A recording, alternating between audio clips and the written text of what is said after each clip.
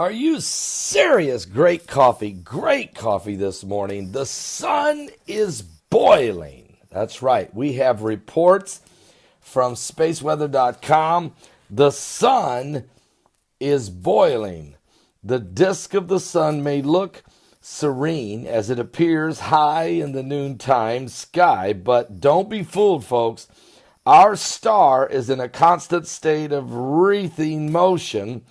To illustrate this truth, back on April the 29th, amateur astronomer Pasquale Pacarero of France video recorded a patch of the solar terrain around the quiet sunspot AR2653. It is unbelievable what he captured. He used a 10-inch Skywatcher telescope capped with an astral-solar Bader filter to capture 15 minutes of animation that was appearing on the sun. What he discovered, his high-resolution images showed that astronomers have been concerned of. The sun is so hot, it literally boils.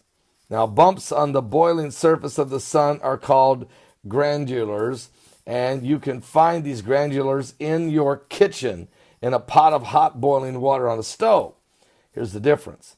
While the granulars on your stove are only a few centimeters across, these granulars on the sun are as wide as Texas.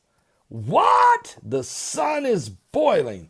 Now, one thing about this, what we're discovering is that the sun has becoming extremely volatile, extremely explosive, releasing plasma gases and eruptions and coronal mass ejections and solar flares of a biblical proportion. And the Bible said there shall be signs in the sun and in the moon and in the stars, and distress of nations with perplexity, the sea and the waves roaring. Men's hearts would fail them for fear, for looking after those things coming upon the earth. For the powers of heaven shall be shaken. Then shall we see the Son of Man coming in a cloud with power and great glory. And when these things begin to come to pass, he said, look up, lift up your head, for your redemption is drawing nigh. But the apocalyptic events leading up to the coming of the Lord are going to get extremely concerning. Now, as you know, August 21st, there's going to be a total solar eclipse of the sun.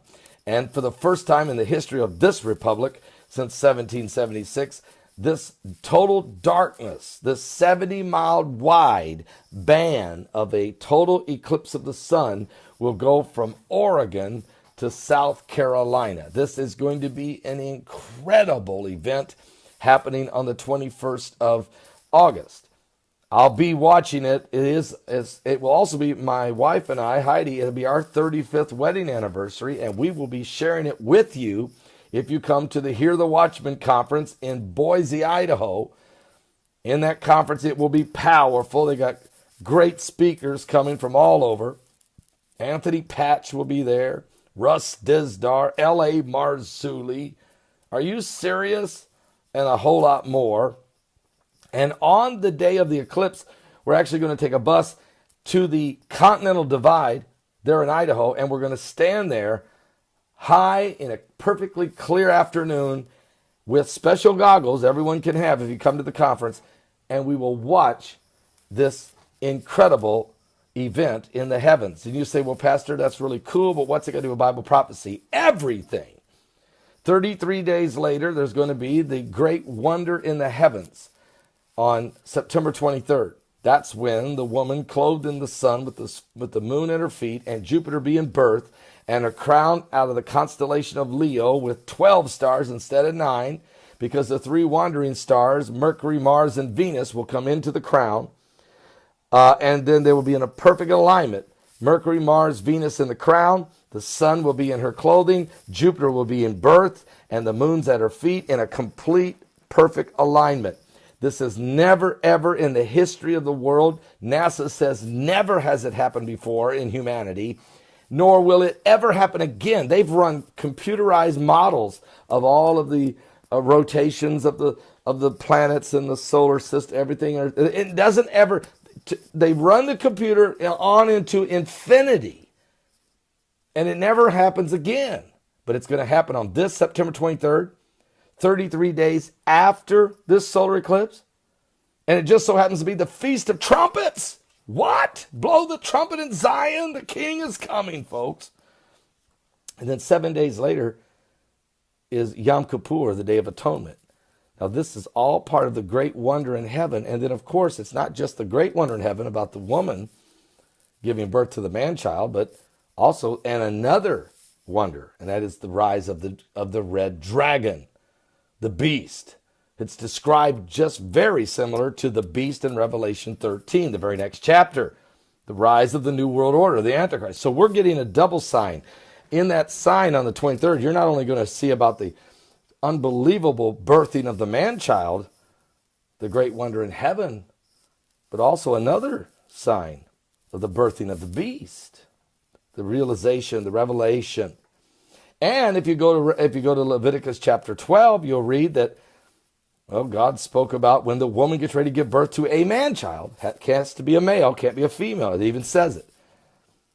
That then there is 33 days of purification, followed by 7 more days before complete atonement. Are you serious? It's just incredible. So this solar eclipse and this great wonder in the heavens. So August 21st and September 23rd are tied together. These are the signs in the heavens of the apocalyptic end time conclusion. We are at the coming apocalypse, the coming revelation, the coming unveiling, the coming revealing of the coming of Jesus Christ. Are you saved? Yeah, the sun is boiling all right. Someday the earth will too. Are you saved? Give your life to Jesus Christ. Oh, we're running out of time. Oh, we're definitely running out of time.